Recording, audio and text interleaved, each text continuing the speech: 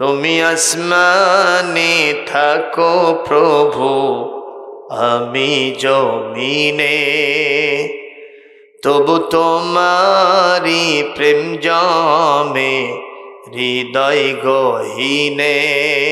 ঠিক কিনা? আমার সাথেই পড়েন, তুমি আসমানে থাকো প্রভু, আমি জমিনে, তবু তোমারি প্রেম জমে হৃদয় গহীনে। আমি তোমারি গোলাম গো, অন্য কারো না। আলিমুল গায়ব তুমি, মালিক রব্বানা। আল্লাহু আল্লাহু, সবাই একসাথে আল্লাহু আল্লাহু।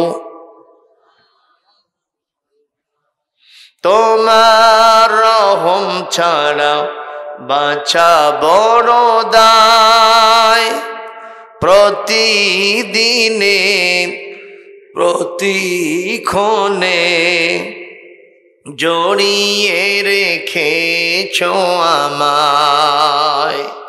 ঠিক কিনা? কত শত ভুল মাফ করে দাও, কত শত ভুল মাফ করে দাও, জানা কি অজানা আমরা তোমারি গোলাম গো, অন্য কারো না। আলিমুল গায়ব তুমি, মালিক রব্বানা।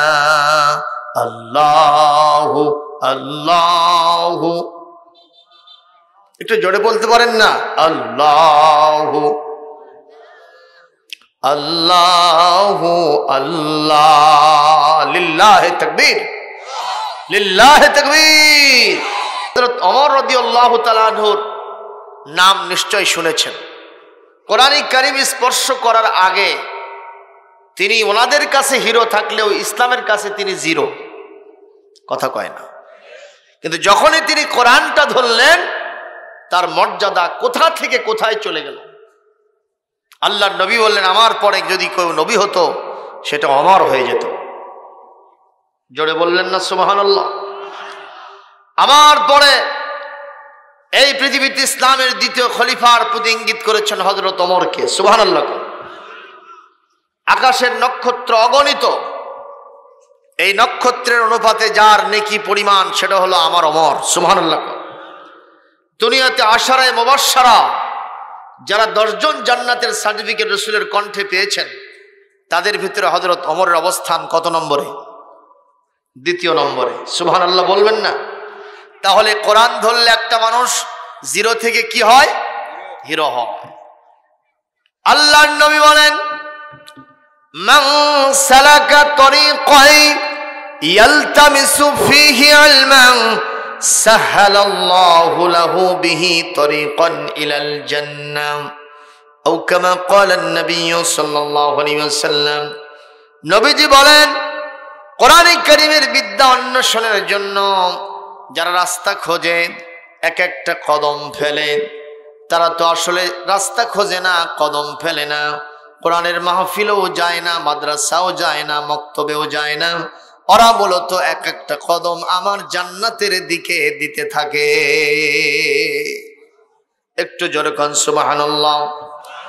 ও মুসলমান, আল্লাহর নবী বললেন, এই দুনিয়ার কোরআনের মাহফিলটা হলো জান্নাতের বাগান। এই বাগানটার একটা ফজিলত হলো, চতুর্দিকে র‍্যাব নাই, পুলিশ নাই, আর্মি নাই, বিজিবি নাই, তারপরেও বলেন তো চতুর্দিকে পাহারাদার আছেন না নাই? তারা হলো, আল্লাহর নবী বলেন, হাফাতহুমুল মালাইকা, আল্লাহর ফেরেশতা মণ্ডলী এই মাহফিলটাকে এত সুন্দর করে ঘিরে রেখেছেন। এখানে যারা বসবে তাদের কোনো অকল্যাণ হওয়ার, কোনো ক্ষতি হওয়ার সম্ভাবনা আল্লাহর রহমতে থাকবে না। দুনিয়ার পুলিশ বাহিনী, আর্মি, র‍্যাব বাহিনী, তাদের সীমাবদ্ধতা আছে না নেই?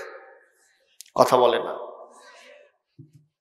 অনেক নেতা নেত্রী, শাসকবর্গ, 10 স্তর নিরাপত্তা বলয় ছিল, এসএসএফ বাহিনী স্পেশাল সিকিউরিটি ফোর্স ছিল, কিন্তু তারপরেও কোন ফাঁক দিয়ে একটা গুলি গিয়া ওই প্রধানমন্ত্রী প্রেসিডেন্টের বুকটা ঝাঁঝরা করে দিয়েছে, উনি টেরি পায়নি। কথা কয় না? ইতিহাস নাই এরকম? আছে না নাই? কিন্তু আল্লাহ পাকের যে ফেরেশতা মণ্ডলী আমাদেরকে ঘিরে রেখেছেন, আপনারা কি মনে করেন আমাদের বাংলাদেশের বাহিনীর চাইতে তাদের মর্যাদা এবং শক্তি কম? আরো জোরে বলেন, কত শক্তি! আমার জিবরাইল আলাইহিস সালামকে আল্লাহ পাক 600 পাখা দান করেছেন। সুবহানাল্লাহ কোন! উনি যদি গোটা দুনিয়াটাকে উল্টায় দিতে চান, একটা পাখা দিয়ে শুধু এক জায়গায় একটু ঝাঁকুনি মারবেন, একটু ঢুকায় দিয়ে একটা সাড়া মারবেন, সঙ্গে সঙ্গে গোটা দুনিয়াটা তলপর হয়ে যাবে, লন্ডভন্ড হয়ে যাবে। একটু জোরে কি আল্লাহু আকবার বলা যায় না? সেই বাহিনী কার হাতে? জোরে বলেন, কার হাতে? এই দুনিয়াতে আমার নবীর সাথে অনেকে খারাপ ব্যবহার করেছিল। আল্লাহর নবী তাদেরকে নিয়ে চিন্তিত ছিলেন, নবীজি কাঁদতেছিলেন। জিবরাইল আমিন এসে জিজ্ঞেস করেন, ইয়া রাসূলুল্লাহ লিমাযা তাবকি, আপনি কাঁদেন কেন? আল্লাহর নবীজি বললেন, এই লোকগুলি আমাকে কবি বলে, পাগল বলে, জাদুকর বলে, গণক বলে, এমন কোনো খারাপ উপাধি নাই যা দিয়ে আমাকে ডাকে না। আমার খুব কষ্ট হয়, যে মানুষ যে কাজ করেনি সেই মানুষকে যদি সেই কাজের সাথে জড়িয়ে দেওয়া হয়, আপনারা বলেন তার মন খারাপ হবে না? জোরে বলেন, তার মন খারাপ হবে না?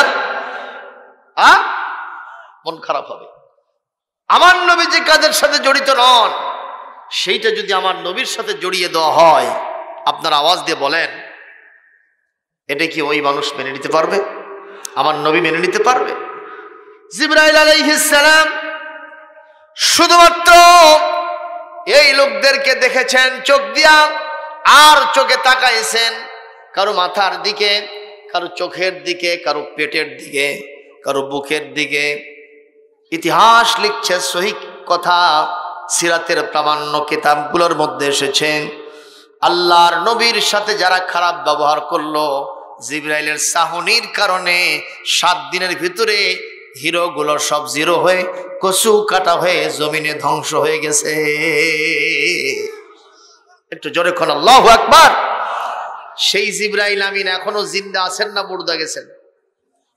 এখনো জিন্দা। আল্লাহ আল্লাহ তো আছেন, কথা বলেন না কেন? ওই যিনি রাসূলের সময় ছিলেন তিনি এখনো আছেন না?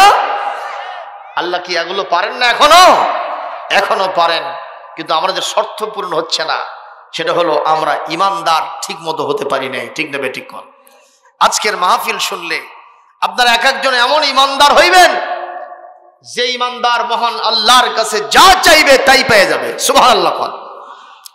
আপনারা যদি বলেন বাতাস তুমি স্টপ হয়ে যাও, আপনাদের কথা অনুযায়ী বাতাস দাঁড়িয়ে যাবে। আপনারা যদি বলেন আগুন তুমি নিভে যাও, আগুন নিভে যাবে। আপনাদের কথা অনুযায়ী আকাশ থেকে বৃষ্টি নাজিল হবে, যদি বলেন এই বৃষ্টি আর দরকার নেই, বন্ধ হয়ে যায়, ইনকিতা হয়ে যাও, বৃষ্টি বন্ধ হয়ে যাবে। বলবেন হুজুর এগুলো সব গাঁজাখুরি কথা কোত্থেকে কর? নাউজুবিল্লাহ কর। এই পৃথিবীতে নমরুদ ইব্রাহিম আলাইহিস সালামকে কার মধ্যে ফেলেছিল? আগুন তারে তো জ্বলে পুরে সারখার করে দিয়েছে, তাই না? একটা কেশাগ্র পর্যন্ত জ্বালাতে পারে নাই। এমনকি নমরুদ এবং তার বাহিনী ইব্রাহিম আলাইহিস ইসলামকে যে দড়ি দিয়ে পেঁচায়া আগুনের মধ্যে ফেলে দিয়েছিলেন, তাফসীরের ভিতরে এসেছে ওই দড়িগুলো পুড়ে গেছে, কিন্তু ইব্রাহিম আলাইহিস ইসলামের চামড়ার উপরে এতটুকু আঁচ লাগে নাই। সুবহানাল্লাহ বলতে পারলেন না? মুসলমান, হযরত মুসা আলাইহিস সালাম কি ফিরআউন কার মধ্যে নামায় দিয়েছিলেন? দরিয়ার ভিতরে। জনগণ ঠিক কিনা? মুসা আলাইহিস সালাম আর তার বাহিনীকে দরিয়া কি ডুবায় মারছে? বরং উল্টা হলো, কে ডুবে মরল? ফেরাউন এবং তার সাথী সঙ্গী যারা ছিল জনমের মতো ডুবে পানি খেতে খেতে এইরকম 3-4টা তরমুজের সাইজ পেট হয়েছে। নাক দিয়ে পানি পড়ে, মুখ দিয়ে পানি পড়ে, পাছা দিয়ে পানি পড়ে। তুফানের চোটে এখন মাথার চান্দি ফেটে যাবে, উড়ে যাবে। এই মুহূর্তে ফেরাউন বলে আনা, এই মুহূর্তে সে বলতেছে ইন্নী আমানতু, আমি ঈমান আনলাম। আমানতু আন্নাহু লা ইলাহা ইল্লাল্লাযী আমানাত বিহি বানু ইসরাঈল ওয়া আনা মিনাল মুসলিমিন। একটু জোরে বলেন, একটু জোরে বলেন।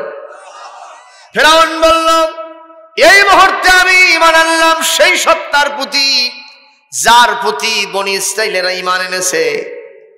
আপনারা বলেন আমার আল্লাহর নাম সরাসরি বললে কি তার দোষ হতো? সে বলল ওই বনী ইসরাঈল যার উপর ঈমান আনছে আমি তার উপর ঈমান আনলাম, আর আমি এখন থেকে মুসলমান হয়ে গেলাম। বলেন তো আল্লাহর নাম সরাসরি না নেওয়ার পেছনে কোনো কারণ আছে না নাই? সে কেন বলল না আমানতুল্লাহ, আমানতু বিল্লাহ, আমি আল্লাহর উপরে ঈমান আনলাম? এই কথা কেন বলল না? কেন বলল বনী ইসরাঈল যার উপর ঈমান এনেছে আমি তার উপর ঈমান আনলাম? এর একটাই মাত্র কারণ, সে আমার আল্লাহকে ধোঁকা দিয়া ওই তুফানের ভিতরে একটু বাঁচতে চায়। ওখান থেকে বাঁচার পরে আল্লাহর সাথে আবার শয়তানি করবে, আল্লাহর সাথে আবার পাল্লা দেবে, এই চিন্তা করে এইরকম একটা ছলচাতুরের আশ্রয় নিয়েছে। আমাদের দেশে বলে এল্লো যায় না ধুলে, খাসলো যায় না বলে মলে। কথা কোন ঠিক কিনা? ফেরাউনের সেই দশা হয়েছে। ভাইরা আমার, আল্লাহ পাক বলেন তুমি এখন মুসলমান হয়েছো সেই কথা বলছো, তুমি বলছো আনা মিনাল মুসলিমিন, আমি আল্লাহ ঘোষণা করলাম কুনতা মিনাল মুফসিদিন, তুমি হলো এই পৃথিবীর সর্বশ্রেষ্ঠ সন্ত্রাসী। ঘোষণাকার, ঘোষণাকার।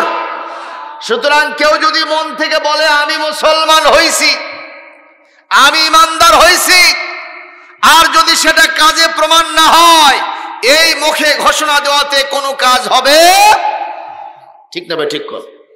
আমরা অনেকে নামাজি, ঠিক মতো নামাজ পড়ি না।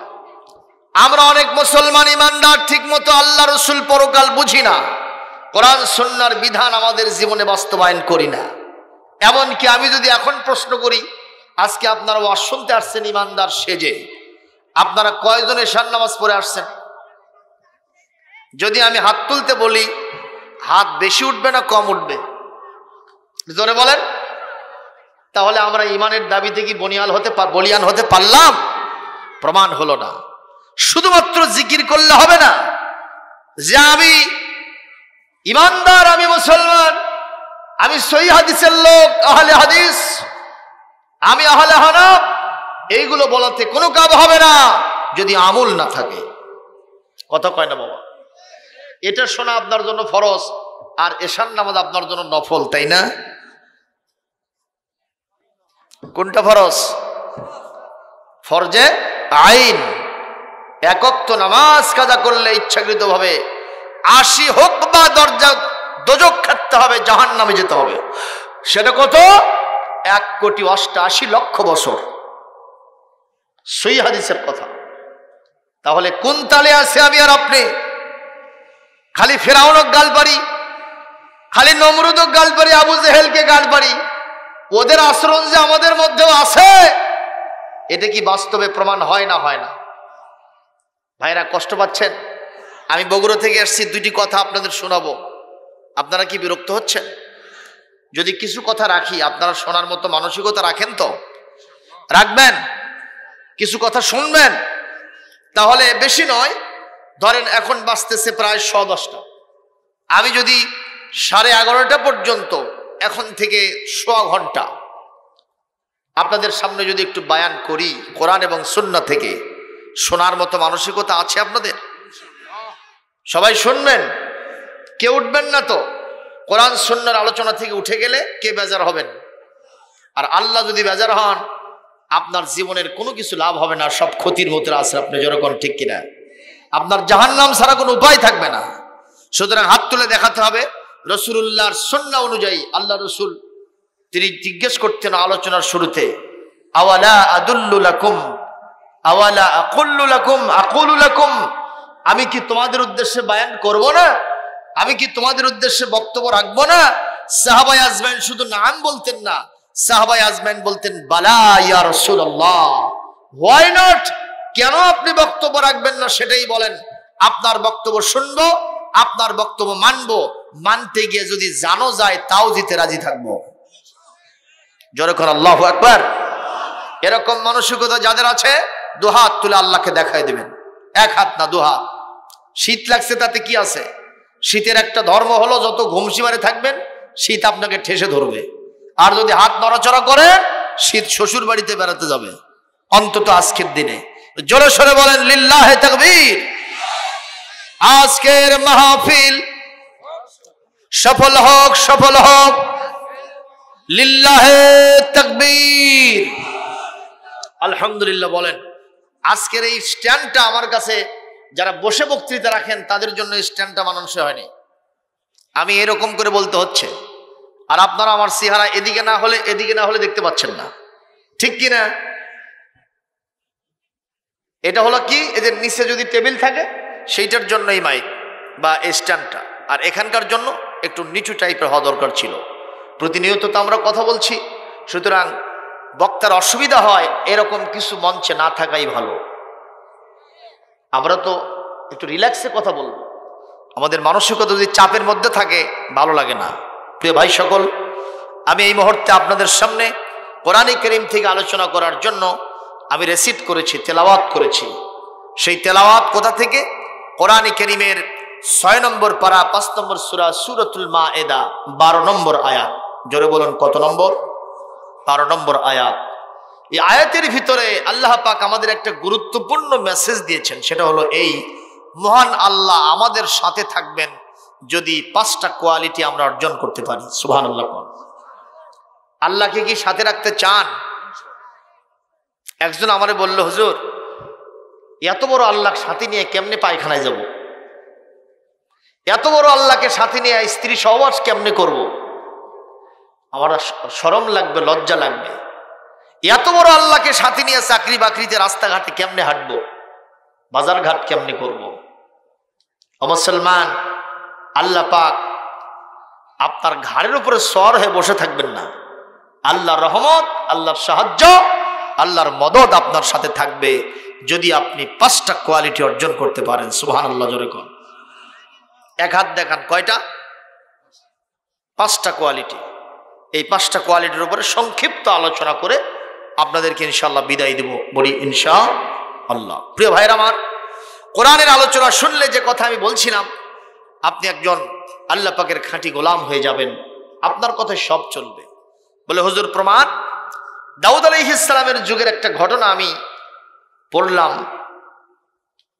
ওনার জামানায় উনি যখন খলিফা ছিলেন, তিনি একজন রসুল ছিলেন, তিনি একজন নবী ছিলেন। কোরআন দিয়ে প্রমাণিত। একজন ব্যক্তির উপাধি কয়টা হলো? তিনি একজন খলিফা, তিনি একজন নবী, তিনি একজন রসুল। সুবহানাল্লাহ। কম মর্যাদা বেশি না কম? পাওয়ার বেশি না কম? আমরা খালি একটা পাওয়ার পাই, একেবারে সব উল্টো পাল্টা কথা কয় না। এবং এমন অবস্থা আছে, নিজের দলের লোককে একরকম দেখি, বিরোধী দলকে আর এক রকম দেখি।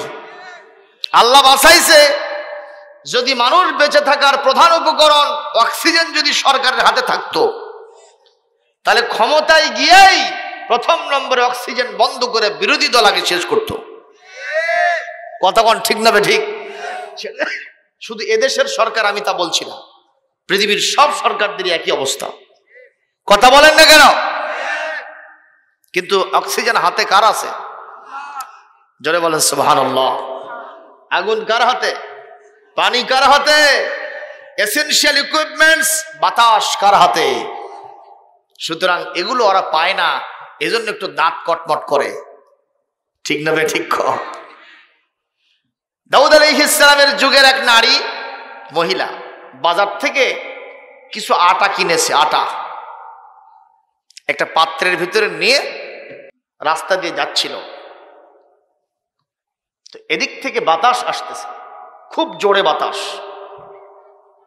80 মাইল স্পিডে বা 100 মাইল স্পিডে বাতাস হচ্ছে। আটা যে পাত্রের ভিতরে নিয়েছে তাতে আবার ঢাকনা দেয়নি। বাতাস আসতেছে, আটার খবর কি আছে? আটা কি হয়েছে? উড়ে গেছে। এই মহিলা একবার পরে আবার ওঠে, একবার পরে আবার ওঠে। এক লোকের সাথে দেখা, ইয়া আইয়াতুহাল আজুজ মাযা তাশতাকিন, ও বুড়ি তোমার কি সমস্যা, তোমার কি হয়েছে? বুড়ি বলতেছে, বাবা এই বাতাস আমার আটা ছিনতাই করছে, তো তুমি এখন কি করবা? কয় আমি দাউদ নবীর কাছে বিচার দেব। কার বিরুদ্ধে? কয় বাতাসের বিরুদ্ধে। বিচারটা, মামলাটা কি সহজ না কঠিন? জোরে বলেন। দাউদ আলাইহিস সালামের কাছে গিয়ে বলছে, নবী আল্লাহ, খলিফাত আল্লাহ, রাসূলুল্লাহ দাউদ পয়গম্বর, বাতাস আমার আটা ছিনতাই করেছে, আমি বাতাসের বিরুদ্ধে আপনার দরবারে মামলা দিলাম, আপনি বাতাসকে ধরবেন, বিচার করবেন, আটা উদ্ধার করে দিবেন। দাউদ আলাইহিস সালাম বসা থেকে দাঁড়ায় গেলেন। শুনতেছেন? বুড়ি তুমি কি জানো না বাতাসের কন্ট্রোলিং পাওয়ার কার হাতে? কোরআনে আছে না নাই? ইউরসিলুর রিয়াহা বুশরাম বাইনা ইয়াদাই রাহমাতিহি।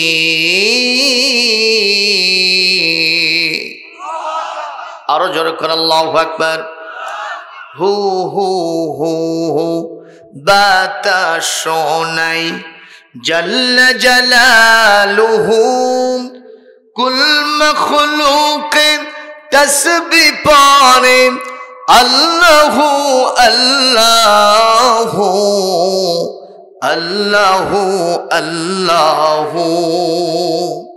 কলবে রাখে সর্বদাজি নামের ধ্যান সকল কাজে, তার হৃদয়ের অরশিতে সেই নূর ইলাহি দেখে।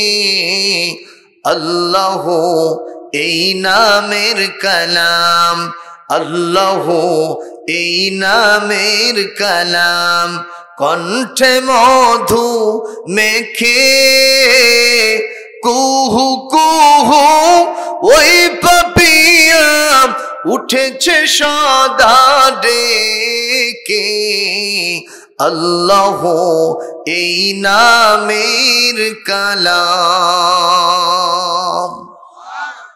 একটু মারহাবা দেন, মারহাবা দেন।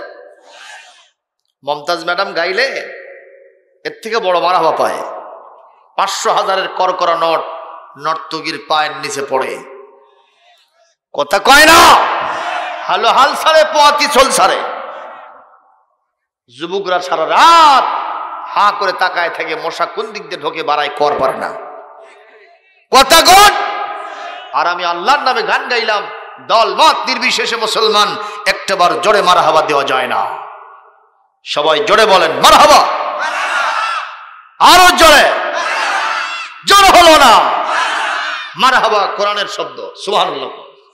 সূরা মাআরিজ পড়ে দেখেন মারহাবা শব্দ আছে। আবে সাহেবরা কথা বলেন না কেন?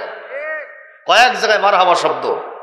জান্নাতীরা জান্নাতে যখন যাবে, হুরগেলেমানরা, রিসিপশনিস্ট যারা ওখানে আছে, তারা আপনাকে মারহাবা বলে সম্বোধন করবে। আর আমাদের দেশে কোনো কিছু হইলে কি দেয়? তালি দেয়। এটা হলো মুশরিকদের আচরণ। বলবেন কোথায় আছে? সূরা আনফাল। ওয়ামা কানা সালাতুহুম ইনদাল বাইতি ইল্লা মুকাআন ওয়া তাসদিয়া। মুশরিকেরা কাবার সামনে গিয়া ওদের নামাজের ভান, এটা আসলে নামাজ না, এটা হলো তাদের মুখের শীষ ফুটানো আর হাতে তালি দেওয়া। এটা হলো খ্রিস্টান মুশরিকদের স্টাইল, এটা মুসলমান কখনো দিতে পারে না। জোরে কোন ঠিক কিনা? এখন মাদ্রাসাতেও চালু হয়ে গেছে, কথা কয় না। এক মাহফিলে গেলাম, প্রধান অতিথি 50,000 টাকা দিয়েছে, কয় হাজার, সবাই খালি জোরে তালি মারছে বাবা। ওই মুসল্লি যারা বসে আছে শ্রোতারা, এটা কি মাহফিলে চলে? আজকের মাহফিলগুলা, কোরআনের মাহফিলগুলো উল্টো পাল্টা হয়ে গেছে। জীবনে কোনোদিন কোরআনের মাহফিলে মহিলা মানুষকে দেখছিলেন? এখন বর্তমানে আসতেছে, সেটা আবার ইউটিউবে ভাইরাল হচ্ছে। মহিলা মানুষ এসে বক্তাকে পার্শ্বে বসে রেখে এরকম চেয়ারে বসে বক্তব্য দিচ্ছে। আহা, দুনিয়াটা সব উল্টা পাল্টা হয়ে গেল। আজকে বেদাত দিয়া শিরক দিয়ে গোটা জমিনটা ভরে গেছে। কথা বলেন না কেন? এই শিরক বেদাত যতক্ষণ পর্যন্ত উৎখাত না হবে, এই জমিনে কোরআন প্রতিষ্ঠা হবে না, ঠিক কিনা? আল্লাহ পাক নিজে বলেন, ওয়ামান ইউশরিক বিল্লাহি ফাকাদ হারামাল্লাহু আলাইহিল জান্নাহ ওয়া মাআওয়াহুন নার। আল্লাহ রাব্বুল আলামিন বলেন, আমার সাথে যদি কেউ শিরিক করে আমি তার জন্য জান্নাতটা হারাম করে দিব। আমাদের বাংলাদেশে পীর মাশায়েখদের মজলিসে এই শিরিকটা বেশি হয় না কম হয়? পীর সাহেব হুজুরের পায়ের উপরে সেজদা হয় কি হয় না? এমনকি পীর সাহেবকে এমন ভাবে নূরের বাবা বানাইছে। একদিকে শুনলাম কি সুন্দর করে কাওয়ালি গায়, আমি ডুব দিয়েছি প্রেম দরিয়ায় তোমারি কদমে হিয়ে হিয়ে হিয়ে হিয়ে, আমি ডুব দিয়েছি প্রেম দরিয়ায় তোমারি দরবারে হিয়ে হিয়ে হিয়ে হিয়ে, আমি ঘুরে খোঁজা পাইব বলে ঘুরির খাজা তোমারি কদমে, আমি ডুব দিয়েছি প্রেম দরিয়ায় তোমারি কদমে। তুমি বাবা গোলাপেরি ফুল, তুমি বাবা নূরেরি পুতুল। বলেন তো এই শয়তান গুলো আছে না নাই? আসমান এবং জমিনের যিনি আলো নূর, তিনি কে? জোরে কোন আল্লাহু আকবার। মুসলমান, বগুড়ার এক শিল্পী এই সব বাবাদের বিরুদ্ধে একটা সঙ্গীত বানাইছে, বলবো নাকি? আমাদের দেশে যে যত পাগলা হয় সে তত বড় পীর হয়, কথা কয় না? যে যত বড় ল্যাংটা হয় সে তত বড় পীর হয়। যার যত চটের সালা আছে গায়ে আর মাথার চুলে জট আছে, এ বড় পীর। জোরে গণ ঠিক না বে ঠিক?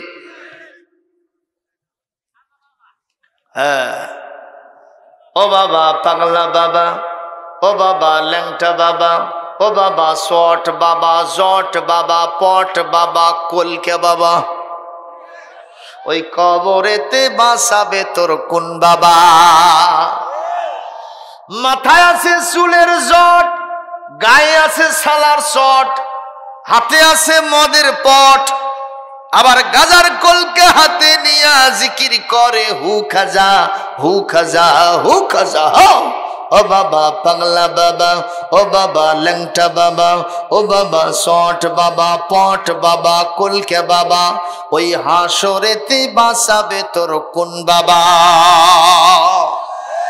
আরে বাবা কথা বলেন না কেন? এইসব বাবাদের মারতে হবে থাবা। এরা হলো ভণ্ড, দিতে হবে দণ্ড, মারতে হবে ডান্ডা, করে দিতে হবে ঠান্ডা।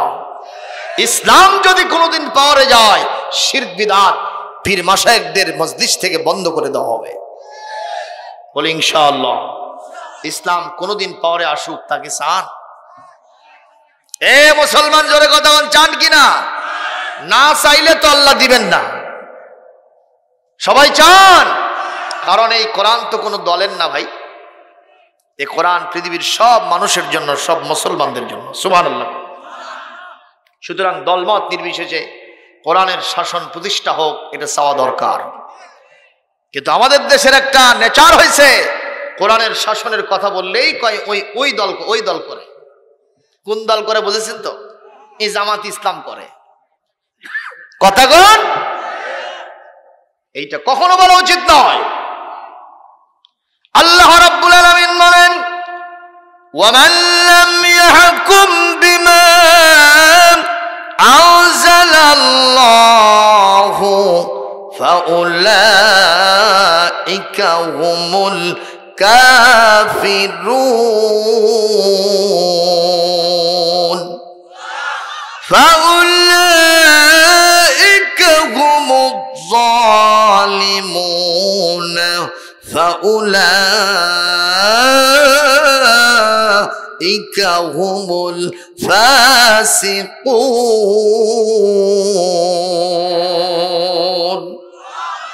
আল্লাহ রাব্বুল আলামিন বলেন, কোরআনের বিচার ফয়সালা, আল্লাহর বিধান দিয়ে বিচার ফয়সালা যারা করে না, যারা মানে না, তারাই কাফের, তারাই জালেম, তারাই ফাসিক। যদি সে মুসলমান হয়, কোরআনের বিচার ফয়সালা আইন ও কানুন যদি কেউ না মানে, তারাই কাফের, তারাই ফাসিক, তারাই জালেম, ফতুয়াকার। বলবেন হুজুর কোন সূরায় আছে? যেই সূরায় মায়দা পড়লাম, এই সূরার মায়দার 45 থেকে 47 নম্বর আয়াত, এই তিনটা আয়াতের মধ্যে একবার নয়, দুইবার নয়, তিনবার এই ফতোয়া যিনি দিয়েছেন, আওয়াজ দিয়ে বলুন তিনি কে? সুতরাং সকলের কোরআনের শাসনের পক্ষে থাকার দরকার আছে না নাই? বলি আল্লাহুম্মা আমিন। প্রিয় ভাইরা, কষ্ট পাচ্ছেন কি? ঢাকায় নাকি এক ল্যাংটা বাবা বসে আছে। কি বাবা? অনেক বড় মাপের এক নেতা গিয়া এরকম করতেছে। তো একজন কিউরিসিটি বসত জিজ্ঞেস করলেন, নেতাজি এখানে আপনি কি পাইলেন যে এরকম প্রণাম করতেছেন? কয় বাবার মধ্যে কিছু আছে। আর একজন বলতেছে, যা আছে তা তো বের হয়েই আছে। জোরে কোন নাউযুবিল্লাহ, জোরে বলেন নাউযুবিল্লাহ। কথাটা কি সঠিক না ঠিক? সুতরাং ল্যাংটা বাবার ভিতরে কিছুই নাই।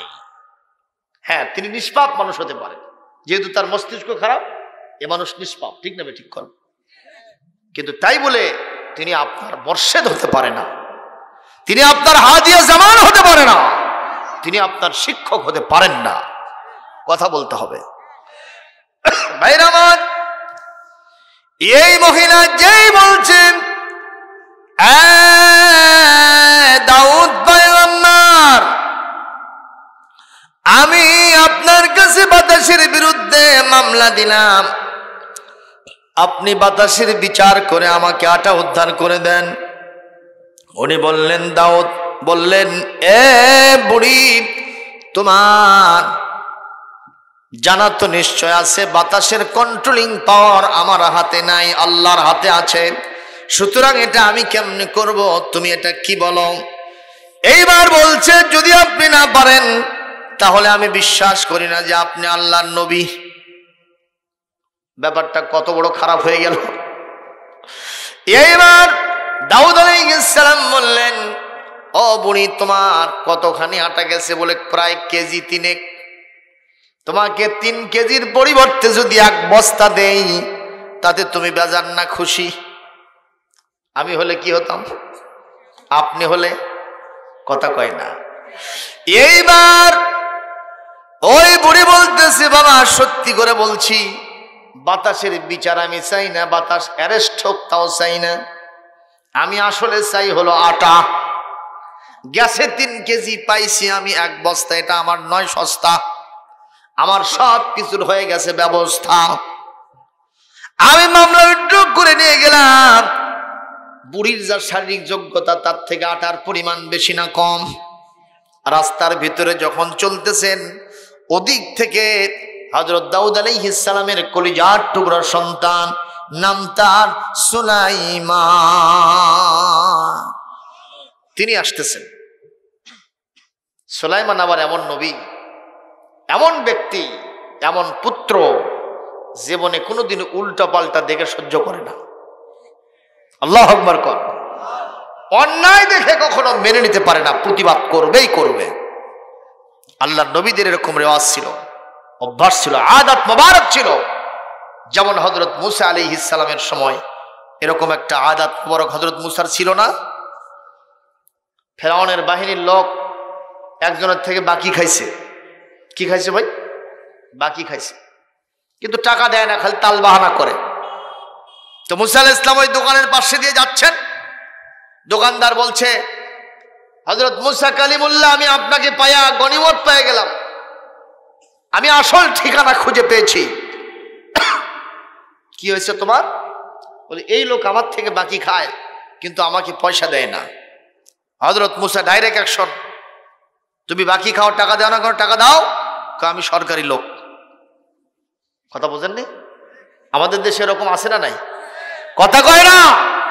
একদল গিয়া হোটেলে নাস্তা করলো, খিলাল করতে করতে পান খাতে খাতে বাইরে চলে গেল। যেই ম্যানেজার থাকে সাহেব টাকা চাইছে, পিটায়া সাইজ করে দিছে। জানিস না মিয়া, কথা কোন? হযরত মূসা আলাইহিস সালাম বললেন, তুমি সরকারি হও আর দরকারি হও, কোনো খাতির নাই, টাকা দাও। আরো দুই চারটা যেই কথা বলছে, মারছে একটা ঘুষি। কোন রেওয়ায়েতে আসছে খালি সর হাঁকাছে একটা জোরে। সর মারাও সারা, পরাও সারা, মরাও সারা। মারহাবা দিবেন না? এই না দেখা, ওর সাথে তো আরো বাহিনীর সদস্য ছিল না, চেলা চামুন্ডা। ওরা খালি জিবা বার করে দৌড় মারছে। যায় ফেরাউনক বলতেছে, জাহাপনা, আপনার এক বাহিনীর সদস্যকে খালি 100 মারছে, পড়ছে আর মরছে। ফেরাউন কয়, কে মারছে রে? মূসা নাকি? মূসা নাকি সেটা আপনি কেমনে জানলেন? কয়, ছোটবেলা আমি একটা খাসল। জোরে কর আল্লাহু আকবার, আরো জোরে কর আল্লাহু আকবার। মুসলমান, এইরকম প্রতিবাদী লোক হওয়ার দরকার আছে না নাই? এইরকম প্রতিবাদী লোক গোটা জমিনের ভিতরে যদি 500 হতো, 1000 হতো, দুর্নীতিবাজেরা পালায়া ইন্দুরের গর্ত খুঁজে পেত না। ঠিক না? ঠিক বলেন। কিন্তু আজকে আমরা সাকিতু আনিল হক শাইতানুন আখরাস, আমরা বর্তমান সমাজে যারা আছি এরা হলো বোবা শয়তান, যেহেতু আমরা হক কথা বলতে পারি না। ঠিক না? ঠিক। আর রাসূল বলেছেন, যদি জালেম বাদশা কোথাও হয়, তার বিরুদ্ধে একটা হক কথা বললেও সেটা জিহাদের ফায়দা হয়ে যাবে। জোরে কোন আল্লাহু আকবার। ভাইরা আমার, হযরত সুলাইমান বললেন, গরীব, এই যে বস্তা তুমি মাথার উপরে নিছো, তোমার যা শারীরিক যোগ্যতা তার থেকে আটার পরিমাণ বেশি মনে হয়। আইনা ওয়াজাদতে হাযা, এটা তুমি পাইলে কোথায়? এইবার বুড়ি বলতেছে, সুলাইমান, রাস্তা ছেড়ে দাও, তোমার সাথে আমার কথা বলার টাইম নাই। সুলাইমান কিছুতেই ছাড়ে না। বুড়ি বলে না, সুলাইমান ছাড়ে না। সুলাইমানকে নজর করে বুড়ি বলে, বাবা, থুতু যদি উপর দিকে ফেলো তাহলে নিজের গায়ে কিন্তু পড়বে। কয়, বুড়ি বুঝলাম না। কয়, তোমার বাবার কাছে বাতাসের বিরুদ্ধে বিচার ছিলাম, তোমার বাবা বাতাসের বিচার করতে পারে নাই, আমাকে 3 কেজির পরিবর্তে 1 বস্তা ঘুষ দিয়েছে। মানে ভাব খারাপ দেখে এটাই মনে হয়। মুসলমান, এই কথা বলাও সারাম, সুলাইমান আলাইহিস সালাম তেলে বেগুনে জ্বলে যাওয়াও সারাম। বুড়িকে বলতেছে, বুড়ি, তুমি তো আরো বেজে গেলে, কেন আমার বাবার বিরুদ্ধে তুমি লিগেশন দায়ের করতেছ, অপপ্রচার করতেছ, রিউমার্স ছড়াচ্ছ? আমার বাবা বাতাসের বিচার করতে পারে নাই, এটা অন্য কেউ বিশ্বাস করলে করতে পারে, আমি সুলাইমান বিশ্বাস করতে পারি না। বুড়ি, সত্যি যদি হয়ে থাকে চলো আমার বাবার কাছে, তোমাকে আবার রিটার্ন যেতে হবে। বুড়ি বলে, বাবা আমার ভুল হচ্ছে, আমাকে ছেড়ে দাও। বুড়ির চিন্তা, এটা যদি ওখানে নিয়ে যাওয়ার পরে আবার কারে নেয়, যখন ঠিক নবে ঠিক বাইরে আমার সুলাইমান আলাইহিস সালাম বুড়িকে টেনে হেসড়ে বাবার দরবারে নিয়ে আসছে। বাবা এটা দেখার পরে তো আবার চমকে উঠছে, এই জঞ্জাল এখনই বিদায় করলাম, ও সুলাইমান তুমি আবার এই ঝামেলা কই পাইলা? সুলাইমান বলতেছেন, আব্বাজি এই বুড়ি রাস্তার ভিতরে যারে পায় তারে আপনার বিরুদ্ধে কথা বলে, আপনি নাকি বাতাসের বিচার করতে পারেন নাই। এই কথা বলাও সারা। দাউদ আলাইহিস সালাম জবাব দেওয়ার সারা, বাবা ঠিকই তো বলেছে মহিলা, তুমি কি জানো না বাতাসের কন্ট্রোলিং পাওয়ার আল্লাহর হাতে, আমি বাতাসকে কেমনে অ্যারেস্ট করব, গ্রেফতার করব, আর বাতাসের বিচার সালিশ মামলার রায় আমি কেমনে দেবো, এটা তো আমার পক্ষে সম্ভব নয়। সুলাইমান বলে, আব্বা আপনি না বুঝলেও আমি বুঝি, আপনি বাতাসের বিচার করতে পারবে। দাউদ বলে, বাবা তুই বাঁশের চেয়ে কুঞ্চি মোটা হলে? আপনাদের দেশে বাঁশ মোটা বেশি না কুঞ্চি মোটা বেশি? হ্যাঁ, তো ওখানে কোনটা মোটা হয়েছে? বাপ হলো বাঁশ আর বেটা হলো কুঞ্চি মার্কা। তুমি আমার চেয়ে বেশি বোঝো? আব্বা বেশি বুঝি না, কমই বুঝি, তবে এইটা বুঝি যে আপনি বাতাসের বিচার করতে পারবেন। মারহাবা কর, আল্লাহু আকবার, জোরে দেন। কষ্ট পাচ্ছেন নাকি ভাইজান? বলবেন যে হুজুর সূরা মায়েদার তাফসীর করবেন আপনি, এই ঘটনা নিয়ে আসছেন কেন? বল এটার সাথে সংশ্লিষ্ট আছে, সেই জন্য নিয়ে আসছে। কষ্ট পাচ্ছেন? চলবে না, বন্ধ হবে। সুলাইমান আলাইহিস সালাম বাতাসের বিচার করতে পারবেন, কিন্তু বাপ বলতেছে পারবো না। আমার আল্লাহ বলেন, আমি সুলাইমানের পক্ষ নিলাম। বলবেন হুজুর কোথায় আছে? কোরআনে কারীম সূরাতুল আম্বিয়া আয়াত নম্বর 79, 79 নম্বর আয়াতের অংশ। ফাফাহামনাহা সুলাইমান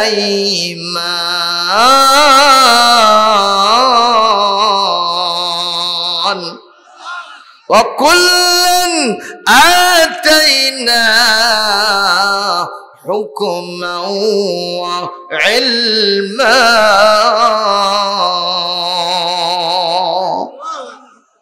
কোরআনের তেলাওয়াত শুনলে মজা লাগে না বোঝা লাগে? একটু জোরে আল্লাহু আকবার দেন না কেন? আরো জোরে হবে। আল্লাহ রাব্বুল আলামিন বলেন, বিচার ফয়সালার ক্ষেত্রে আমি দাউদ পয়গম্বরকে যে জ্ঞান দেই নাই, সেই জ্ঞানটা আমি আমার সুলাইমানকে দিয়েছিলাম। মারহাবা কর। তাহলে সুলাইমানকে বিচারের জ্ঞান যিনি দিয়েছেন তিনি কে? এই বিচার ফয়সালা, বাতাসের বিচার কেমনে হয় আর আটা কেমনে উদ্ধার হয় আপনারা দেখবেন কিনা? দেখবেন। তাহলে আমি একটু দেখাবো, তার আগে কোন আয়াত পড়লাম তার মানেটা কি একটু বলে দেই। 5টা কোয়ালিটি। 1 নম্বর, আল্লাহ রাব্বুল আলামিন এই আয়াতের ভূমিকা পড়বে বলেন সূরা মায়েদার 12 নম্বর আয়াত। মনে রাখবেন, আব্দুল সালাম সাহেব বগুড়া থেকে এসে ওয়াজ করে গেছে, তাফসীর করে গেছে যে আয়াতের যে সূরার নাম সূরাতুল মায়েদা, এটি 6 নম্বর পারা 5 নম্বর সূরা, আয়াত নম্বর 12। কত আরো জোরে কোন? 12। আল্লাহ পাক বলেন, ওয়ালাকাদ আখাযাল্লাহু মিসাকা বানী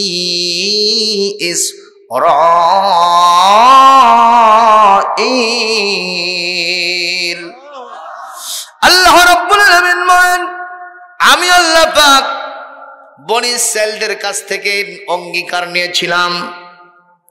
ওয়াবাসনা মিনহুম 12 নকিবা, আমি তাদের কাছে 12 জন নকিব পাঠাইছিলাম, প্রতিনিধি পাঠাইছিলাম, পর্যবেক্ষক পাঠাইছিলাম।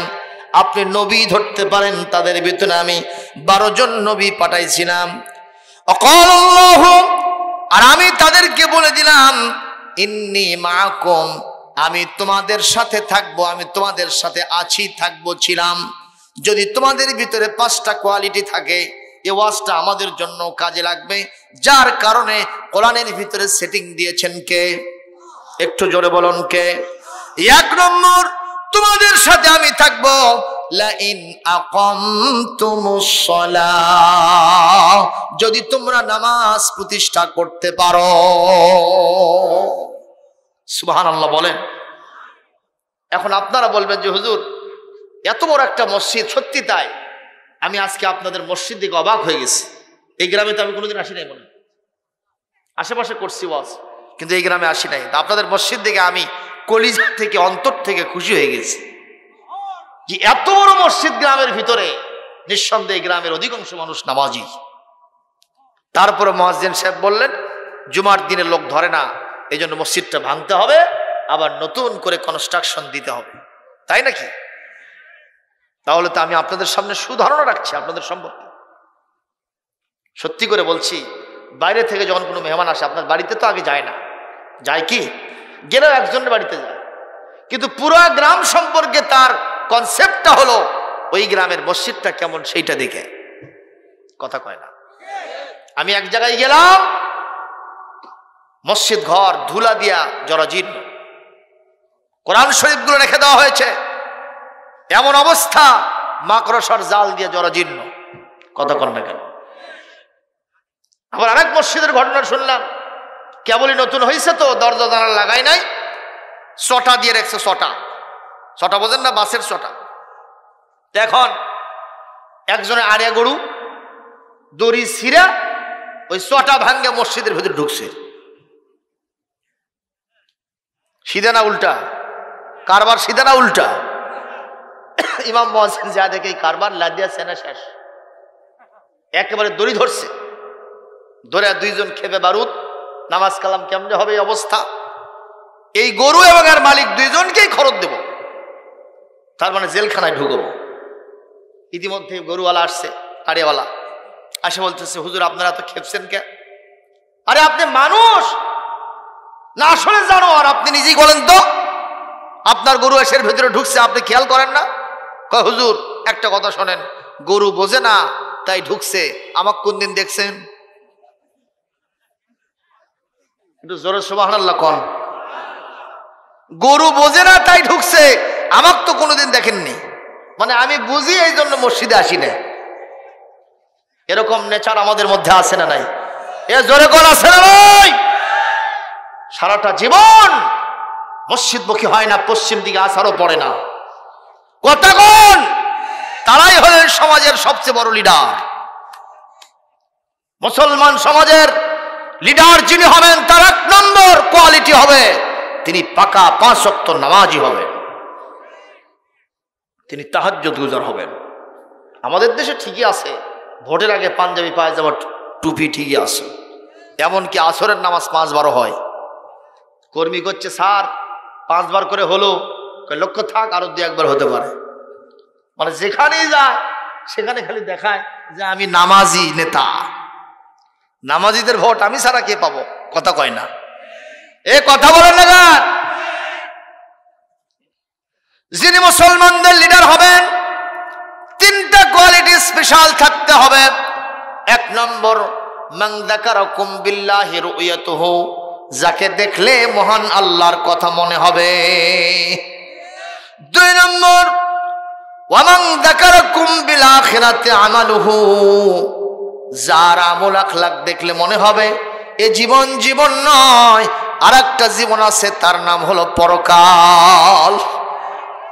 3 নম্বর ওয়া মান যাদা ফি ইলমিকুম মানতিকুহু, যার কথা শুনলে মনে হবে আপনার জ্ঞানের চাহিদা শূন্যতা, জ্ঞানের দন্যতা পূর্ণ হয়ে যাবে, আপনার জ্ঞান বেড়ে যাবে যার কথা শুনলে, বক্তব্য শুনলে। ও মুসলমান, এই পৃথিবীতে দিল্লির সম্রাট ছিল শাহজাহান, নাম শুনছেন? দিল্লির সম্রাট শাহজাহান, তার কাছে এক ফকির আসছে। ফকির এসেছে তার কাছে কিছু চাওয়ার জন্য। এক পর্যায়ে বলেন তো রাজ দরবারে কি একটা দরজা থাকে না 7টা থাকে? আগের জামানায় 7টা দরজা ছিল, সব জায়গায় নিশ্চিদ্র নিরাপত্তা, বলাই গড়ে তুলেছে বাহিনীর লোকেরা, সেখানে গেটম্যান হিসেবে আছে। এই ফকির সাহেব এসে যেটা প্রধান গেট হয়, প্রধান যেটা দরজা, সদর দরজা, সেখানে এসে নক দিয়েছে। ওরা এসে বলতেছে তুমি কোন সাহেব? আমি ফকির সাহেব। কি সাহেব? এখন আবার মোবাইল দেয়া ভিক্ষা হয়, জানেন সেটা? ফোন করতেছে, স্যার আমাকে চিনছেন? কে তুমি? কোথায়? আমি ওই যে গুলশান বনানীতে আপনার সাথে মার্কেটে দেখা হয়েছিল, আমি সেই ফকির সাহেব বলতেছি। কি চান? স্যার আমার একটু 5,000 টাকা দরকার। আমি কোথায় আসবো? দেখা করবো, বলেন। এরকম মোবাইল দিয়ে এখন ভিক্ষা চলতেছে। মানে এখনকার ফকিররাও সব কি হয়েছে?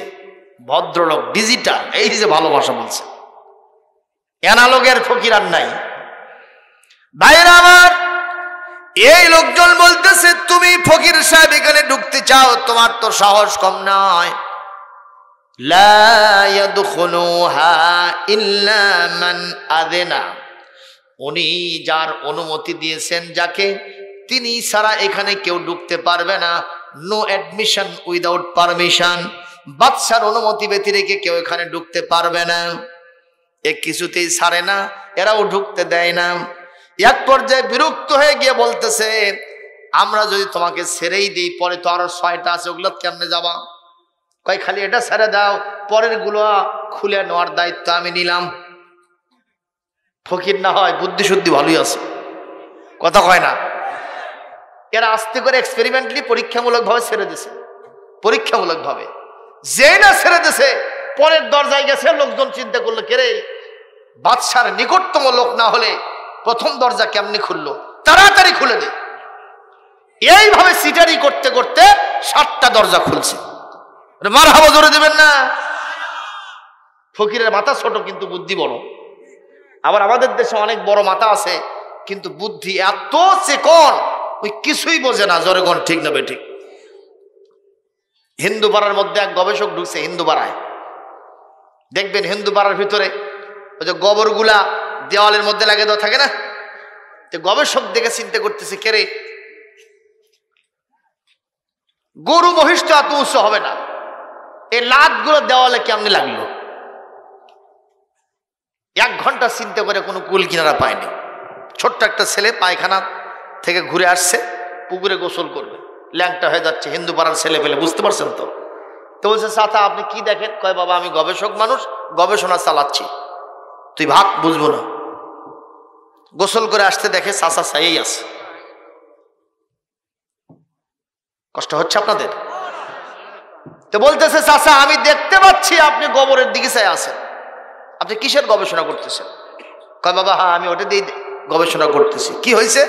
যে গরু মহিষটা এত উঁচু হবে না, এই দেওয়ালে লাতগুলো কেমনি লাগলো? কয় চাচা দেখে মনে হয় গবেষক, কিন্তু এই গোবরই আপনার মাথায় আছে। কথা কোন ঠিক না? এটাই ধরে নিয়ে যে বলতেছে, চাচা দেখেন তো ওই যে গোবর ওখানে লাগাই দিছে, আর যে মানুষের হাতের নখর আছে না নাই চিহ্ন? বলে হ্যাঁ।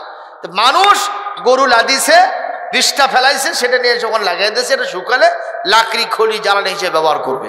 কয় বাবা কেবল বুঝলাম, অথচ গবেষক। কিন্তু ফকিরের বুদ্ধি তার থেকে বেশি আছে। জোরে কোন ঠিক না ঠিক? বাইরে আমার এই ফকির 7টা দরজা খুলে যখন সদর গেটে চলে গেছে, মাস্টার রুমের ভিতরে যখন ঢুকেছে, যে দেখে চেয়ার আছে, টেবিল আছে, অনেক আসন আছে, সিংহাসন আছে, কিন্তু বাদশাহ নামদার ওখানে নাই। আল্লাহু আকবার কোন। চিন্তা করলাম খাসা আছে, পাখি কই গেল? যার জন্য এত কষ্ট করে আসলাম তিনি নাই, তাহলে আমার এটা হলো কি? গেটম্যানদের জিজ্ঞেস করলো বাদশাহ নামদার কোথায়? দিল্লির সম্রাট শাহজাহান কোথায়? বলে ওনাকে আমরা যখন অফিসে পাই না, কোথাও খুঁজে খুঁজে পাওয়া যায় না, যদি মসজিদে যায়, মসজিদে গিয়া তাকে আমরা খুঁজে পাই। একটু জোরে কন্যা মারহাবা।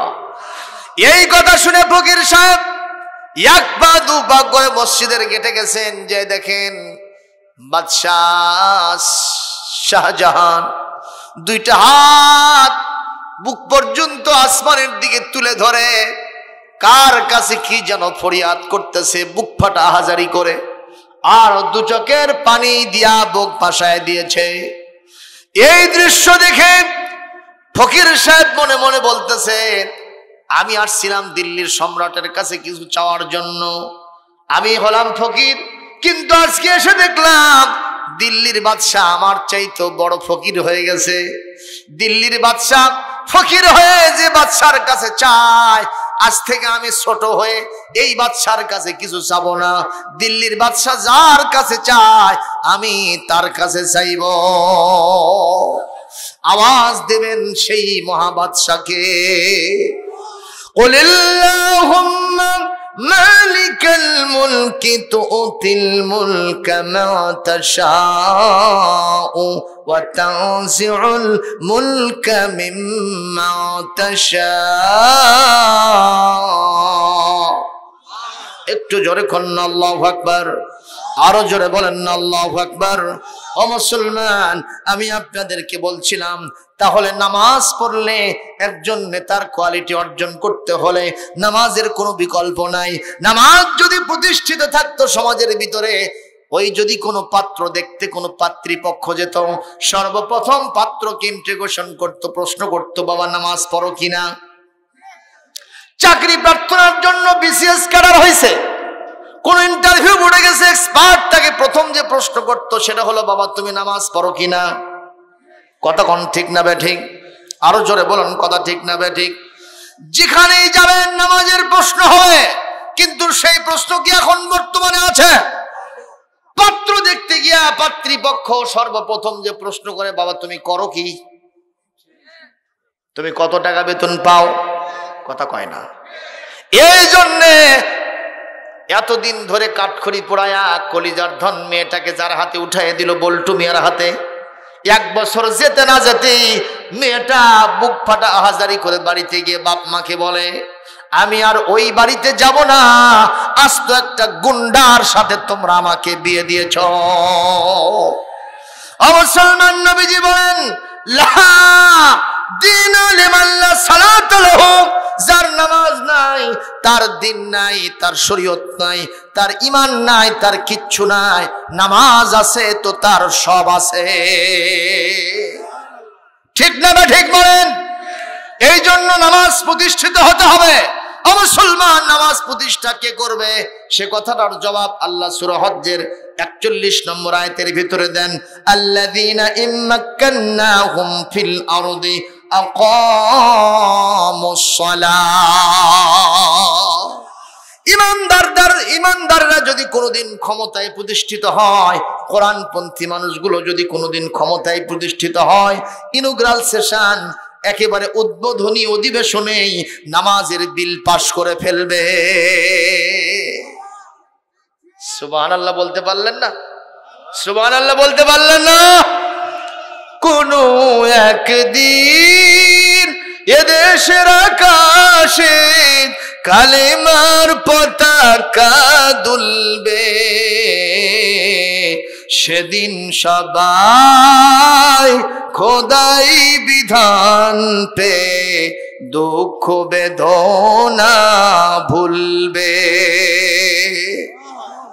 মুসলমান এমন শাসক চান কিনা যারা সংসদে গিয়ে নামাজের বিধান কায়েম করবে? চান কিনা? আল্লাহর কাছে হাত তুলে একটু দেখায় দেন, আল্লাহ খুশি হয়ে যাবেন। যারা যারা চান এক হাত না 2টা হাত আল্লাহকে দেখাতে হবে। লিল্লাহে তাকবীর, লিল্লাহে তাকবীর। কোরআন সুন্নাহর আলো সংসদে জ্বালো, নারে তাকবীর।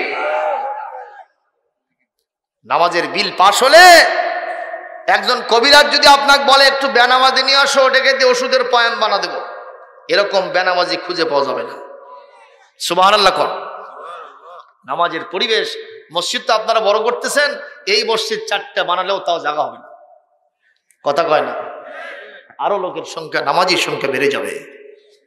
কোন প্রকারে রাতের বেলায় জানলা দরজা বন্ধ করা লাগবে না। আর দীনুহুমুন নসিহা, দীনুহুমুন নসিহা। ওই সমাজের লোকদের একে অপরের কল্যাণ কামনা করা তাদের দায়িত্ব হয়ে যাবে। রাতের বেলায় কোটি টাকা নিয়ে বগুড়া থেকে আসতেছেন ঝিনাই গ্রামে, কোটি টাকা পকেটে আছে, যদি কারোর সাথে রাস্তায় দেখা হয় বলবে ভাইজান তোমাকে একটু ভয় ভয় লাগতেছে, তোমার সমস্যা আছে, মনে হয় টাকা পয়সা বেশি আছে, চিন্তা করো না, তোমাকে নিরাপদে বাড়িতে পৌঁছে দিয়ে আসি। আর আমাদের দেশের মুসলমানরা কি কয়, কেরে এত দেরি করে লুগা, কথা কয় না। গরু বেচতে গেছে, এত দেরি করে লুগে, সে কথা কয় ভাই গরুর দাম বেশি হচ্ছিল না সেজন্য দেরি হচ্ছে। কেরে দাম বেশি হবে না, আমার কম হবে, তুই দেরি করলু কে, কথা কয় না বলে। টাকা তো আমি নিব না তোর থেকে ছিনতাই করা, তুই টাকা বেশি করে করবো কিরে। এরা হলো আমাদের দেশের নেচার, মুসলমানদের জোরে কন্টিক কিনা। ইসলাম যদি কোনোদিন আসে, এই সব বদমাইশি লুচ্চমি গুন্ডামি বন্ধ করে দেওয়া হবে, ঠিক তবে ঠিক কোন। এই জন্য নামাজ প্রতিষ্ঠা করতে হবে, 1 নম্বর, বলি আল্লাহুম্মা আমিন। 2 নম্বর,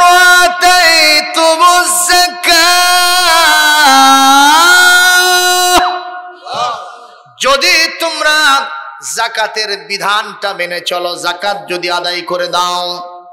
বলবেন হুজুর আমাদের দেশে যাকাত দিতে পারে এরকম মুসলমানের সংখ্যা তো খুবই কম। আপনি যদি ঢাকা মহানগরীতে যান, মাল্টি স্ট্রিট বিল্ডিং গুলো যদি উপর দিকে তাকান, মাথার টুপি পর্যন্ত পড়ে যায়, ওদের যাকাত আসবে কিনা, কথা কয় না। এমন মুসলমান আছে যারা 3 কোটি টাকা দামের গাড়িতে চড়ে ঘোরায়, বিনোদনের জন্য গাড়ি কিনেছে 5-7টা, ছেলের জন্য একটা, মেয়ের জন্য একটা, নিজের জন্য একটা, বইয়ের জন্য একটা, কাজের মেয়ে এবং ছেলের জন্য আরেকটা, এক একটার দাম কোটি কোটি টাকা। বলেন তো যদি 2.5 টাকা হারে যাকাত তোলা যায়, বেসরকারি ইসলামী ব্যাংকের হিসেবে আসছে একটা সেজনে এই দেশে 50,000 কোটি টাকার যাকাত উঠে যাবে। আর আমরা এই যাকাত তোলার পরে, দারিদ্র বিমোচন করার পরে যে টাকা উদ্বৃত্ত থাকবে, যে শয়তানরা আমাদেরকে ঋণ দেয় আর বিভিন্ন প্রকারের শর্ত আরোপ করে, কথা কয় না। তোমার দেশের ভিতর দিয়ে আমার যাতায়াতের ব্যবস্থা করে দিতে হবে, ট্রানজিট দিতে হবে, আর পানিটা আমরা ইচ্ছা মতো বন্ধ করব, আবার চালু করব। আর আমার দেশের পচা পচা নারীদের ল্যাংটা দেহর ওই অভিনীত ওই সমস্ত সিনেমাগুলি তোমাদের দেশের জি বাংলা স্টার জলসা, বজ্রমালা, কিরণমালা তোমাদের দেশে পাঠিয়ে দিব। এই শর্ত আমরা মেনে নিয়া ওই সমস্ত জায়গা থেকে আমরা ঋণ নেই, কতক্ষণ ঠিক নেবে ঠিক।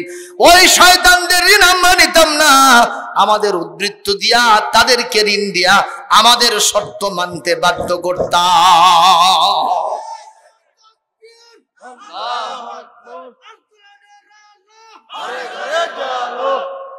বাবারে মাটির তলে থেকে বলো নাকি বারে, এগুলা মুজাহিদদের কাম হবে বাবা। যাই হোক, তাও সাহস করে দিয়েছে বাবা, আপনারা তো কেউ সাহসই পাননি। হ্যাঁ, আল্লাহর নামে তাকবীর দিতে কোনো হেজিটেশন আছে, কোনো সমস্যা আছে?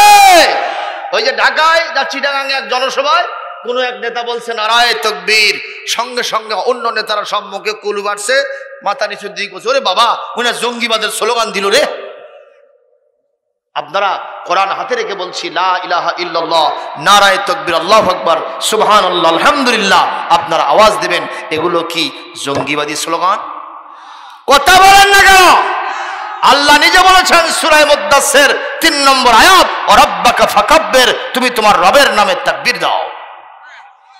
সুবহানাল্লাহ বলতে পারলেন না? কোরআনে কারীম সূরা বনী ইসরাঈল 111 নম্বর শেষ আয়াত, ওয়া কাব্বিরহু তাকবীরা, তোমরা তোমাদের রবের নামে তাকবীর দাও, বারবার তাকবীর দাও, উচ্চ কণ্ঠে তাকবীর দাও। আপনারা কি দিতে রাজি আছেন? এই মুহূর্তে হাত তোলেন আর জোরে স্লোগান মারেন। এই নাই নাই নাই, ইল্লেখ দিয়ে কাম হবে না। 1 ঘন্টা ধরে সেতে তুলে তারপরে একবার আবার গড়ে পড়ছে। জোরে বলেন লিল্লাহি তাকবীর, নারায়ে তাকবীর, নারায়ে তাকবীর। আল কোরআনের আলো সারা দুনিয়ায় জ্বালো, শয়তানের কালো হাত নারায়ে তাকবীর। আলহামদুলিল্লাহ, হাত নামান। আল্লাহর নবী যাকাতের বিধান কায়েম করেছিলেন, আবু বকর কায়েম করেছিলেন, হযরত ওমর কায়েম করেছিলেন, ওসমান কায়েম করেছিলেন, আলী কাররামাল্লাহু ওয়াজহু কায়েম করেছিলেন। ইসলামের পঞ্চম খলিফা হযরত ওমর ইবনে আব্দুল আজিজ রাহমাতুল্লাহ আলাইহি তিনিও কায়েম করেছিলেন। সুবহানাল্লাহ বলেন। একটু খেয়াল করেন বিষয়টা। হযরত ওমরের সময় একজন ব্যক্তি এত বড় একটা পোটলা নিয়ে 3 দিন পর্যন্ত ঘুরতেছে। কতদিন? একটু জোরে বলুন, কতদিন? এগুলো সব ছিল যাকাতের মাল। যাকাত দেওয়ার মতো একটা লোক তিনি খুঁজে পাচ্ছেন না।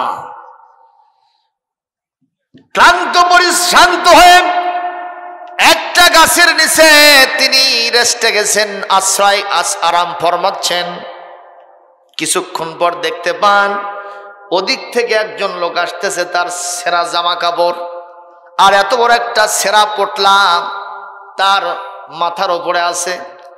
এইটা দেখে এই লোকটা মনের দিক থেকে আশ্বস্ত হয়েছেন আর মনে মনে ভাবতেছেন, আজকে এই মুহূর্তে যে লোকটাকে পাইলাম, আমার যাকাতের এই টাকাগুলো দেখা উনি নিতে আগ্রহী হবেন, উনি আসল গ্রহীতা, ওনাকে দিয়ে আমি মুক্ত হয়ে যাব। এরকম একটা আশার সঞ্চার তার কলিজার মধ্যে হয়েছে। লোকটা আশাও সারা, উনি দাঁড়িয়ে তাকে সেলুলাইট করাও সারা, খায়রা মাকদাম জানানো সারা। এইবার বলতেছেন, ভাই আমি আপনাকে পায়া খুশি হয়ে গেছি। বলে কেন?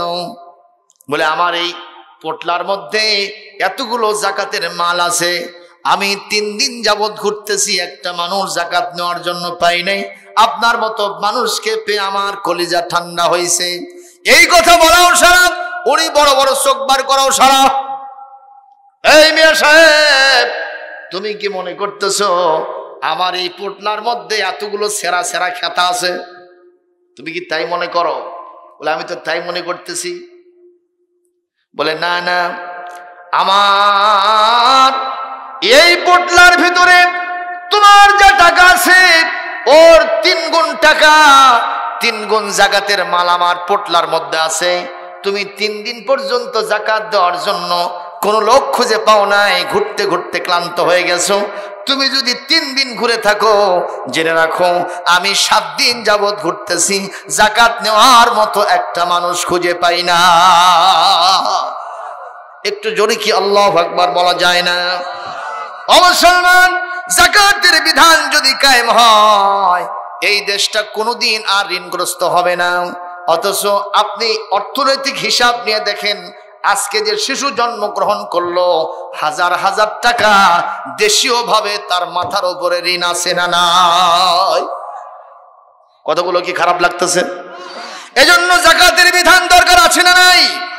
বলি আল্লাহুম্মা আমিন। আর যাকাতের বিধানটাও ইসলামী সরকার হলে তারা প্রতিষ্ঠা করবে। বলেন কোথায় আছে? ওই সূরা হজ্জের 41 নম্বর আয়াতের 2য় পয়েন্টের আছে। আল্লাহ পাক বলেন ওয়া আতাউজ যাকাত, তারা যাকাত আদায়ের বিলি বন্টনের ব্যবস্থা তারা করবে। জোরে বলি আলহামদুলিল্লাহ। এরপরে 3 নম্বর পয়েন্ট, ওয়া আমানতুম বিরুসুলি, আল্লাহ পাক বলেন আমার রাসূলদের প্রতি তোমরা ঈমান আনবা। ওয়া আযযারতুমুহুম, 4 নম্বর তোমরা তাদেরকে সাহায্য সহযোগিতা করবা। এখন তো রাসূল নাই, আছে কি? কিন্তু রাসূলের আদর্শ আছে না নাই? রাসূলের নায়েব যারা, রিপ্রেজেন্টেটিভ প্রতিনিধি, রাসূলের যারা ওয়ারিশ উত্তরাধিকারী, তারা কারা? আলেমগণ। জোরে বলুন ঠিক না ঠিক? আলেমদেরকে সাহায্য করলে রাসূলদেরকে সাহায্য করা হয়। কার কথা? ইন্নামা ইয়াখশাল্লাহ মিন ইবাদিহিল উলামা। জোরে কোন? এরপর নবীজি বলেন ইন্নামাল উলামা ওয়ারাসাতুল আম্বিয়া, আলেমরা হলো নবীদের রাসূলদের ওয়ারিশ। সুতরাং আলেমদের কাজকর্মে আপনারা যদি সহযোগিতা করতে পারেন, রাসূলদেরকে সহযোগিতা করা হবে। আর রাসূলদেরকে সহযোগিতা করলে কাকে করা হবে?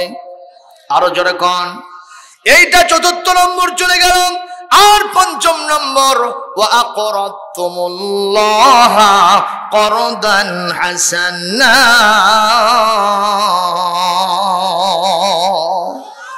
তোমরা আল্লাহকে কর্জে হাসানা দিবা।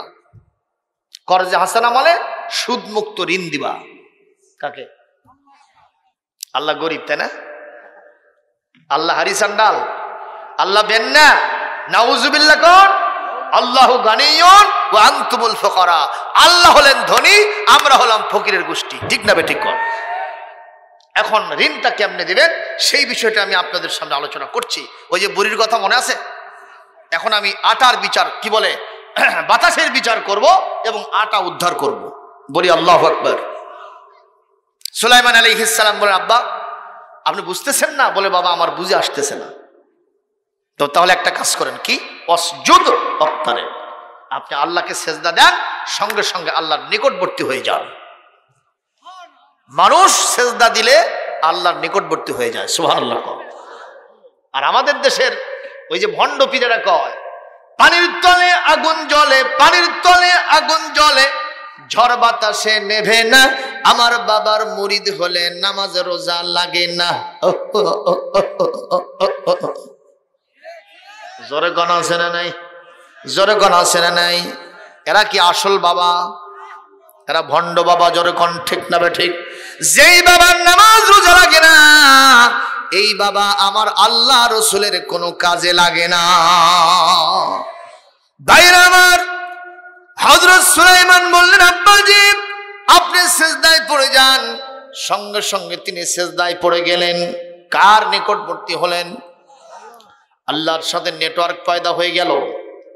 সঙ্গে সঙ্গে আল্লাহ জিজ্ঞেস করলেন, ইয়া দাউদ, নবিউল্লাহ, খলিফাতুল্লাহ, রাসূলুল্লাহ, মাযা তাশতাকি, মাযা তাহতাজু, মাযা তুরিদু, তুমি আমার কাছে কি চাও, কি তোমার সমস্যা? দাউদ আলাইহিস সালাম বললেন, আল্লাহ গো, আমি একটা সাধারণ মহিলার কাছে অপমানিত, লাঞ্ছিত হয়ে গেলাম। বাতাসটাকে কি আমার কাছে হাজির করে দেওয়া যায়? আমি একটু বাতাসের সাথে কথা বলবো। কেন আমার আটা ছিনতাই করলো? এই মহিলাটা কেন ছিনতাই করলো? আর কি করলো সে আটা দিয়ে? আমি একটু ইন্টিগ্রেশন করব। আল্লাহ বললেন, তোমার দরখাস্ত করতে দেরি আছে, কবুল হতে দেরি না। সঙ্গে সঙ্গে বাতাস হাজির, জবান খুলে গেছে বাতাসের। দাউদ আলাইহিস সালাম, আপনি আমাকে কেন ডেকেছেন? লাব্বাইক ওয়া সাদাইক, আমি আপনার সামনে হাজির হয়ে গেছি। মারহাবা কোন? বলছে, বাতাস তুমি কি এই বুড়ির 3 কেজি আটা ছিনতাই করছো? কয়, আমি করিনি, এটা আল্লাহ করছে। 10টা কার উপর গেল? দাউদ আলাইহিস সালাম চমকে উঠে গিয়ে বলতেছেন তেলে বেগুনে জেলে গিয়ে, এই তুমি আল্লাহকে কি বেন্না মনে করো? আল্লাহ 3 কেজি আটার অভাব, তাই না? কার কথা কি বলছো? কার সামনে বলছো? খবরদার, ভালো করে কথা বলো, সত্য কথা বলো। কেন আটা ছিনতাই করছো? বাতাস বলছে, আমরা আল্লাহর গোলাম। সুবহানাল্লাহ। কও। আগুন, পানি, বাতাস, অক্সিজেন কার গোলাম? মাটি কার গোলাম? আপনি যে মাটির উপরে বসে আছেন, কোন তালে আছেন? যদি আল্লাহর সাথে পাল্লা দেন, আল্লাহ যদি নির্দেশ করে কারুনের মতো, এই মাটির ভেতরে আপনি গেড়ে যাবেন, আপনার ওঠার কোনো সাধ্য হবে না, হবে না, হবে না। কথা বলে না কেন? আর এই মাটির উপরে দাঁড়ায় তুমি তিরিং বিরিং করে লাফাও, কথা কয় না? আমাদের রবের নাম আল্লাহ, তার সাথে দিও না পাল্লা, থাকবে না কারো কাল্লা। জোরে কোন সুবহানাল্লাহ। আমাদের রবের নাম কি? তার সাথে দিও না, থাকবে না কারো। কে কে পাল্লা দেবেন হাত তোলেন। এই যে, ওই যে, আল্লাহর সাথে পাল্লা দেওয়া যাবে, কাল্লা থাকবে না ভাইজান। এইবার বাতাস বলছে, ও দাউদ পয়গম্বর, মিথ্যা বলি না, কখনো মিথ্যা কথার ধারে কাছে যাই না, মিথ্যা সত্য ছাড়া মিথ্যা বলি না। আমি যখন এই দিক দিয়ে আল্লাহর নির্দেশে মেঘমালা বহন করে মৃত্যু জমিনকে জিন্দা করার জন্য যাচ্ছিলাম, আল্লাহ বললেন, বাতাস স্ট্যান্ড আপ, ওখানেই দাঁড়ায় যাও। আমি দাঁড়ায় গেলাম। আল্লাহ বললেন, বাতাস এখন একটা ডিউটি পালন করতে হবে। সেটা কি? এই সমুদ্রের ভিতরে আমার একটা জাহাজ আটকা পড়ে গেছে। জাহাজের তলা কানা হয়ে পানিগুলো চল চল করে উঠতেছে, কলকল করে উঠতেছে। জাহাজটা এখন ডুবন্ত। এই মুহূর্তে জাহাজবাসী উভয়ন্তর না পেয়ে লাস্টলি অ্যান্ড ফাইনালি আমার কাছে মান্নত করেছে, আমার কাছে ওয়াদা করেছে, যদি তারা ওখান থেকে উদ্ধার পায়, আমি যদি তাদেরকে উদ্ধার করি, ওই জাহাজের সম্পূর্ণ মালামাল যা আছে আমার রাস্তায় উইল করে দেবে, দান করে দেবে, আমার রাস্তায় সদকা করে দেবে।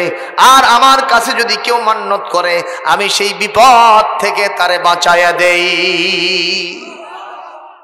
আমাদের কোন উদ্দেশ্য সিদ্ধি হওয়ার জন্য মান্নত করব কার কাছে? নাকি মাজারে? ও খাজা বাবা, বিয়ে করেছি 14 বছর, সন্তান হয় না, একটা না দিলে যাব না। খাজা বাবা কি দোকান দিয়েছে নাকি রে? নাউজুবিল্লাহ। খাসি নিয়ে যায় না, পোলাপাক করে না, ওখানে আবার 5 টাকার মিলাদও আছে। মহাস্থান যায় দেখেন, কিরে মান্নান ভাই আছে না, 5 টাকা দিলেও মিলাদ আছে। যত টাকা কম, মিলাদের সময় তত কম। কতক্ষণ ঠিক না বেঠিক? এগুলো সব ভণ্ড। ভাইরা আমার কথা শোনেন, হযরতে দাউদ আলাইহিস সালাম বলছেন, তারপরে কি হলো বলো? বলে আল্লাহ পাক বললেন, ওই জাহাজের তলাটা একটু বন্ধ করা দরকার। আমি ইচ্ছা করলে কোন ফায়াকুন বলার সাথে সাথে হয়ে যাবে, কিন্তু তা করব না ওসিলা ছাড়া। কতক্ষণ না? আপনাদের মসজিদ ঘর আল্লাহ ইচ্ছা করলে রাতের বেলায় ফেরেশতা দিয়ে ভাঙ্গে নতুন করে বানায় দিতে পারে না? পারে কিনা? কিন্তু আল্লাহ বলছেন এই কায়দায় করব না, আমি তোমাদেরকে টাকা পয়সা দিয়েছি, ওইটা দিয়ে বানাও, তাহলে পরীক্ষায় পাশ করবা, আমার জান্নাতে অনায়াসে চলে যাবা। এটা নীতিকার। ও মুসলমান, এই জন্য আল্লাহ পাক বলেন, ও দাউদ, ও বাতাস, তুমি তাড়াতাড়ি দেখো কি ওসিলা এটা করা যায়। ওই যে দেখো তোমার সামনে এক বুড়ি মাথায় 3 কেজি আটা নিয়ে যায়, ও আটাটা ছিনতাই করো, এটাকে আঠালো বানাও, আস্তে করে তুমি জাহাজের তলায় লাগায় দাও। এটা আমার জন্য একটা মিডিয়া হবে, বাহানা হবে, একটা ওসিলা হবে। সঙ্গে সঙ্গে আমি এই কাজটা করলাম। জোরে কন্যা সুবহানাল্লাহ। আমি এইটা ছাড়া অন্য কোনো কারণে আটা ছিনতাই করি নাই, যা করেছি মহান আল্লাহর নির্দেশে। জোরে কোন আল্লাহু আকবার। এ দাউদ পয়গম্বর, এইটাই ছিল আমার সবচেয়ে বড় কারণ। এরকম কথা যখন চলতে থাকে, ওদিকে তখন জাহাজবাসীরা ইতিমধ্যেই তারা ডাঙায় চলে এসেছে কার রহমতে। ওখানে আসার পরে দাউদ আলাইহিস সালামকে ডাকতেছে, দাউদ পয়গম্বর আপনি কোথায়, তাড়াতাড়ি আসেন। আমরা যেহেতু আল্লাহর কাছ থেকে ফলাফল পাইছি, এখন মান্নাতটা পরিশোধ করার সময় নিজে হাতে করব না, আপনার হাতে, আপনি আল্লাহর প্রতিনিধি হিসেবে আপনার হাতে দিয়ে দিব। আপনি দুহাত দিয়া মানুষের কাছে বিলি বন্টন করেন, আমাদের কোনো আপত্তি থাকবে না। উনি ওখান থেকে বুড়িকে সাথে নিলেন, আর তার ছেলে দাউদ কি বলে সুলাইমানকে সাথে নিলেন।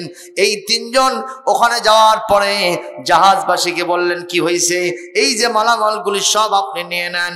উনি মালামালগুলো গ্রহণ করলেন আর 2টা ভাগ করলেন। একটা ভাগ প্রথমে বুড়ির হাতে উঠাইয়া দিলে, আর এক ভাগ দিয়া দেশের দুস্থ মানবতা, নিডি মানুষ যারা ছিলেন তাদের সেবা যত্ন করলেন। মারহাবা কর। এইবার বুড়ি বলে, বাবা সুলাইমান, দাউদ আমাকে ছুটি দেন, আমি বাড়ি যাব। খালি আনপান করে, তাড়াতাড়ি যাওয়ার জন্য আনচান করে। দাউদ আলাইহিস সালাম বললেন, তোমার সাথে আমার কথা আছে, আগে যাওয়া যাবে না, একটু বসো। কি কথা বলবা বলো তো? শুরু থেকে শেষ পর্যন্ত যা দেখতেছি খালি তোমার বাড়ি, কোনো সময় তো কমে না। কথা কয় না। আগে ছিল 3 কেজি, তারপরে হয়েছিল 1 বস্তা, এখন হয়েছে একটা জাহাজের অর্ধেক। আপনারা জবাব দেন, বাড়ছে না কমছে? একটু জোরে কোন, বাড়ছে না কমছে? এই বুড়ি কোন আমলের কারণে তোমার এই মালামালগুলো শুধু বাড়ে, কমে নাই? কোন কারণে বলো? বুড়ি বলতেছে, বাবা সত্যি করে বলি, আমার খাস কোনো আমল নাই, তবে একটা ছোট আমল আছে, সেটা হলো আম্মাসাইলা ফালা তানহার।